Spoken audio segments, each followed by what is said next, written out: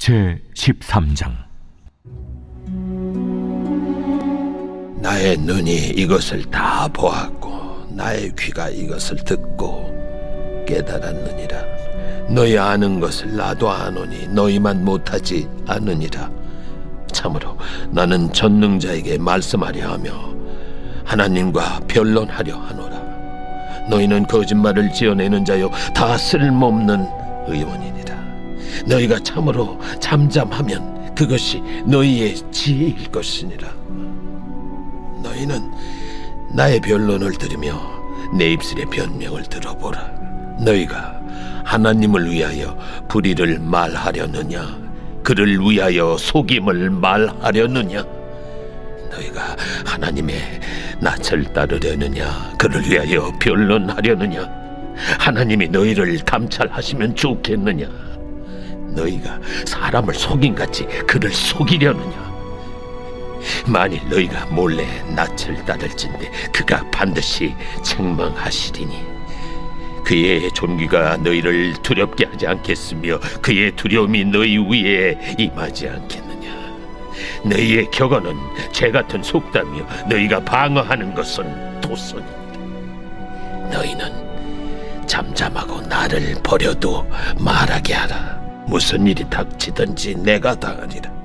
내가 어째여 내 살을 내 이로 물고 내 생명을 내 손에 두겠느냐? 그가 나를 죽이시리니 내가 희망이 없노라. 그러나 그의 앞에서 내 행위를 아뢰리라. 경건하지 않은 자는 그 앞에 이르지 못하나니 이것이 나의 구원이 되리라. 너희들은 내 말을 분명히 들으라. 내가 너희 귀에 알려줄 것이 있느니라. 보라, 내가 내 사정을 진술하였거니와 내가 정의롭다 함을 얻을 줄 아노라. 나와 변론할 자가 누구이랴? 그러면 내가 잠잠하고 기운이 끊어지리라. 오직 내게 이 두 가지 일을 행하지 마옵소서. 그리하시면 내가 주의 얼굴을 피하여 숨지 아니하오리니 곧 주의 손을 내게 대지 마시오며 주의 위엄으로 나를 두렵게 하지 마실 것이니이다. 그리하시고 주는 나를 부르소서. 내가 대답하리이다. 혹 내가 말씀하게 하옵시고 주는 내게 대답하옵소서. 나의 죄악이 얼마나 많으니까 나의 허물과 죄를 내게 알게 하옵소서. 주께서 어찌하여 얼굴을 가리시고 나를 주의 원수로 여기시나이까?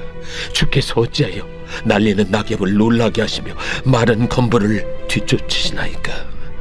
주께서 나를 대적하사 괴로운 일들을 기록하시며 내가 젊었을 때 지은 죄를 내가 받게 하시오며 내 발을 착고에 채우시며 나의 모든 길을 살피사 내 발자취를 점검하시나이다. 나는 썩은 물건의 낡아짐 같으며 존목은 의복 같으니이다. 오늘 하나님께서 욥기를 통하여 내가 깨달아야 할 진리를 알게 하실 줄 믿습니다. 나를 너무나도 사랑하시며 큰 은혜를 베푸신 하나님을 나의 상황과 상관없이 찬송하게 되는 여러분이 되시기를 축복합니다. 계속해서 소발에 대한 이 욥의 대답을 우리는 보고 있습니다. 오늘 본문으로 욥과 이 세 친구들의 이 첫 번째 대화가 끝나게 됩니다. 이 대화는 세 번째까지 이어지게 되는데 그 이후에 새로운 인물인 엘리후가 등장하고 엘리후는 욥과 이 세 친구들의 논쟁을 제3자의 입장에서 지켜보고 그리고 이들과는 전혀 다른 해석을 내놓은 사람입니다. 그러면서 그 뒤에 이 욥에 대한 하나님의 응답으로 이 욥기는 마무리됩니다. 이 본문 1, 2절에서 욥은 다시 한번 친구들이 말하고 있는 이 인과응보의 법칙을 잘 알고 있음을 고백합니다. 그러면서 욥은 친구들이 나의 상황을 제대로 알지도 못하면서 잘못된 처방을 하고 있는 이 돌팔이 의사와 같다고 이야기합니다. 또한 이들은 이 하나님을 변호하고 있는 이 교만한 자라고 이야기합니다. 그들은 하나님의 의로움을 대면하는 듯 보이지만 실상은 자기들이 믿고 있는 신념을 욥에게 이야기하고 그리고 그 정당성을 확보하기 위해서 하나님의 이름을 빌려서 이 욥에게 이야기를 하고 있습니다. 욥의 친구들은 욥을 위로하기는커녕 욥에게 자기가 믿고 있는 이 법칙을 강요함으로 인해서 욥을 정죄하고 있습니다. 사랑하는 성도님들, 이 공감은 이성적 판단이 아닙니다. 내 이성으로는 상대방의 상황에 처해보지 못했기에 이해할 수 없지만 최대한 나의 위치를 그 사람에게 맞추는 것입니다. 그리스도인은 일을 잘해야 합니다. 왜냐하면 세상에서 고난을 많이 받아서 하나님의 때가 이룬 사람들을 만났을 때 직접적으로 그 사람들에게 너는 죄인이야. 죄를 지었기 때문에 고난이 찾아왔어. 그러니까 빨리 교회로 와야 돼. 이렇게 말하지 않아야 하기 때문입니다. 이렇게 하면 그 누구도 교회에 올 마음이 사라집니다. 이 사랑이신 예수님을 만날 수가 없습니다. 복음은 죄를 드러내는 것이 먼저가 아니라 온전하신 이 예수님의 사랑을 전달하는 것이 최우선입니다. 예수님의 사랑을 통해 그분의 희생을 알게 되었을 때 내 안에 있는 죄가 예수님의 빛으로 인해 자연스럽게 드러나지고 내가 이를 깨달아 주님 앞에 무릎을 꿇게 되는 것입니다. 이 모든 일의 시작은 내가 상대방의 위치로 낮아져야 합니다. 올해 제가 받은 말씀인데 로마서 12장 14절 15절입니다. 너희를 박해하는 자를 축복하라. 축복하고 저주하지 말라. 즐거워하는 자들과 함께 즐거워하고 우는 자들과 함께 울라. 즐거워하는 자들과 함께 즐거워하는 것, 그리고 우는 자들과 함께 우는 것, 이것이 바로 공감입니다. 이 공감이 없는 말은 어떤 말을 해도 상대방에게는 이 공허한 메아리와 같이 울리게 됩니다. 상대방의 귀에 들리지 않습니다. 내가 아무리 너의 상황을 안다고 말해도 상대방은 전혀 와닿지가 않습니다. 오히려 나는 아무것도 모른다고 생각해야 합니다. 그래야만 하나님께서 나에게 나의 마음에 상대방의 마음이 어떤지를 알려주십니다. 그게 아니라 나의 생각, 경험, 개인적 판단으로 상대방의 상황을 해석해서 말을 해준다는 것은 굉장히 위험한 일입니다. 어느 정도로 위험하냐면 나는 의사면허가 없는데 의사 행세를 하면서 어떤 약을 줘야 될지도 잘 알지도 못하는데 나의 얕은 지식과 경험으로 그냥 아무렇게나 약을 전달하는 것과도 같습니다. 서로 상대방이 처한 상황과 내가 처한 상황이 유사할 수 있습니다. 그리고 동일하다고 생각될 수도 있습니다. 그렇더라도 하나님께서 나에게 주시는 깨달음과 지금 상대방에게 주시려고 하는 깨달음은 같지 않습니다. 그렇다면 내가 지금 이 사람에게 나의 경험으로 하는 모든 말은 이 상대방에게 불필요한 말입니다. 그리고 이 사람을 더욱 혼란스럽게 하는 말들입니다. 즉 우리의 역할은 이 모든 것의 주관자시며 온전한 의사이신 하나님과의 관계 속에서 모든 것을 해결해야 함을 인지시켜주는 일입니다.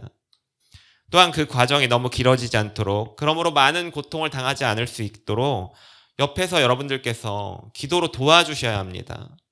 주님이 주신 지혜로 이 지체의 말을 잠잠히 들어주고 여러분들이 사랑으로 이 사람을 품어주셔야 합니다.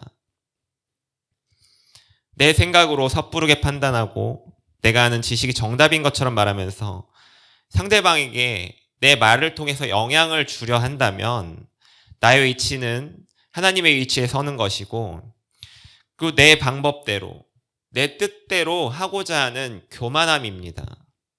한번 생각해 보십시오. 여러분, 내가 하나님보다 뛰어납니까? 내가 하나님보다 더 압니까? 내 지혜가 하나님보다 더 큽니까? 말로는 아니라고 하나님 앞에 고백하면서 다른 사람들에게 내 생각과 내 지혜를 말하면서 하나님의 위치에 서려고 하진 않습니까? 그리고 상대방이 내 말대로 하지 않으면 그걸 기분 나빠하고 있지는 않습니까? 나는 하나님이 아닙니다. 그럼에도 나는 많은 사람들에게 이 하나님의 위치에 서려고 합니다. 이것이 바로 우리가 가진 죄성이기 때문입니다. 나의 생각과 하나님의 생각이 다르다는 것은 내가 원하는 결과와 하나님께서 이끌어 가고자 하는 결과는 극명하게 차이가 난다라는 것입니다. 욥은 이와 같은 고난의 순간에 이 친구들의 말에 영향을 받기보다 더욱 하나님께 집중하는 모습을 보여줍니다. 자기의 고난에 대해 하나님을 만나 하나님과 대화하기를 원합니다. 하나님 또한 누군가를 통해서 말씀하시기보다는 나와 개인적이고 친밀한 관계 안에서 직접 말씀하고 싶어 하십니다. 저는 누군가가 저에게 와서 하나님께서 당신에게 이야기하고 싶은 것이 있다, 내 얘기를 들어봐라 하는 이런 부분에 대해서는 그렇게 큰 의미를 부여하지 않습니다. 왜냐하면 하나님과 나 사이에 친밀한 관계가 형성되어 있고 하나님께서 직접 나에게 말씀하시는데 왜 내가 다른 사람들에게 이 전에서 듣는 말에 귀를 기울이고 그 말에 집중하겠습니까? 하나님은 나와 개인적이고 깊은 관계, 부부보다도 더 함께 오랜 시간을 나와 함께 있기를 원하십니다. 그러면서 나에게 계속해서 사랑 고백과 같은 이 대화를 나누고 싶어 하십니다. 한번 생각해 보십시오. 남자가 어떤 여자를 사랑하고 있습니다. 그래서 고백을 해야 되는 순간이 찾아옵니다. 그런데 자기의 가장 친한 친구에게 얘기합니다. 나 저 여자가 좋은데 네가 대신 고백 좀 해줘. 그리고 나한테 좀 알려줘. 이러한 고백은 100이면 100 다 실패합니다. 고백은 직접 해야 한다는 건 이 모태솔로로 혼자서 오랫동안 살아온 사람도 다 알고 있는 사실입니다. 하나님도 동일합니다. 나를 너무나도 사랑하시고 나와 직접 관계를 맺으며 나와 사랑의 대화를 나누고 싶은데 그 사이에 왜 다른 사람을 끼워서 다른 사람을 통해서 하시겠습니까? 절대 그렇지 않습니다. 어떻게 보면 이 고난은 내가 하나님께로 찾아오게 만들려고 하는 이 하나님의 섭리일 수 있습니다. 그렇게 해서라도 나와 사랑의 관계를 맺으려고 하는 이 하나님의 목적입니다. 잠깐은, 그 고난받는 그 순간 잠깐은 내가 고통스러울 수 있습니다. 하지만 이로 인해 영원히 하나님과 함께하는 이 사랑의 관계로서 나아간다면 이는 우리에게 가장 큰 축복입니다. 이 본문 22절을 보면 하나님께 집중하는 욥의 모습을 볼 수 있습니다. 그리하시고 주는 나를 부르소서 내가 대답하리이다. 혹 내가 말씀하게 하옵시고 주는 내게 대답하옵소서. 욥은 계속해서 하나님의 응답을 구하고 있습니다. 욥은 계속해서 하나님을 바라보고 있습니다.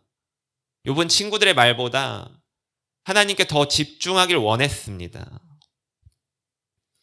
이 마르투스 증인이라는 책을 쓰신 이 김태훈 선교사님의 이야기를 함께 나누고자 합니다. 이분은 서울대 의대를 졸업하시고 서울대병원 그리고 서울 아산병원에서 일하던 도중에 선교사로 나아가야겠다는 이 마음을 가지시고 선교사로 자신을 서원합니다. 젊은 의사였고 앞날이 창창한 이제 외과 전공 일을 하고 있고 교수까지도 제안받았고 할 수 있었지만 나이가 들어서 헌신하기보다 자기 인생 중에 제일 좋은 시간을 하나님 앞에 드리고 싶다라고 하면서 선교사로 자신을 헌신합니다. 아프리카 남수단 선교를 거쳐서 에티오피아에 정착해서 의료사역자로 현재 의료체계를 개선시키려고 노력했고 현재 의사들을 트레이닝시키고 현재 사람들을 키워서 열악한 상황에서도 같이 팀을 이뤄서 함께 수술을 하고 현지의 사람들을 한국으로 이 연수를 보내서 이 최선을 다해 이들을 섬겼고 복음을 전달했습니다. 그런데 이분에게 굉장히 안타까운 일이 일어납니다. 바로 파킨슨병에 진단받게 되는 것입니다. 이 병은 알 수 없는 이유로 몸의 신경세포들이 파괴되어 뇌의 기능이 이상을 일으키고 손떨림이나 행동이 느려지고 근육이 뻣뻣해지는 병입니다.